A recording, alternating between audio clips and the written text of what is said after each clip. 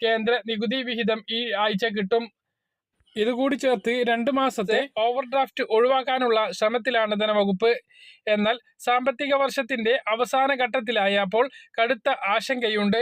സംസ്ഥാനത്തിന്റെ തനത് വരുമാനം കൊണ്ട് ബാധ്യതകൾ നിറവേറ്റാനാകില്ല. അതിനാൽ മാർച്ച് വരെ ചിലവ് ചുരുക്കിയേ നിവൃത്തിയുള്ളൂ. വൈദ്യുതി മേഖലയുടെ പരിഷ്കരണത്തിന്റെ അടിസ്ഥാനത്തിൽ കേന്ദ്രം 4065 കോടി രൂപ അനുവദിക്കാനുണ്ട്. ഇതാണ് സാമ്പത്തിക വർഷാവസാനത്തിൽ സർക്കാരിന്റെ ഏക പ്രതീക്ഷ. എന്നാൽ സ്മാർട്ട് മീറ്റർ സ്ഥാപിക്കുന്നത് ഉൾപ്പെടെയുള്ള കേന്ദ്ര നിബന്ധനകൾ പാലിക്കാതെ ഇരുന്നത് ഈ വായ്പയെ ബാധിക്കുമോ എന്ന ആശങ്കയും നിലനിൽക്കുന്നുണ്ട്. ഈ ഒരു സാഹചര്യത്തിൽ സംസ്ഥാനത്ത് ഇനി ലഭിക്കാനുള്ള സാമൂഹ്യ സുരക്ഷാ പെൻഷനുകൾ കൃത്യമായി ലഭിക്കണം എങ്കിൽ 25-ാം തീയതി കേസ് സുപ്രീം കോടതി പരിഗണിക്കുമ്പോൾ കേരളത്തിന് അനുകൂലമായിട്ടുള്ള നിലപാടുകൾ ഉണ്ടാവേണ്ടി വരും.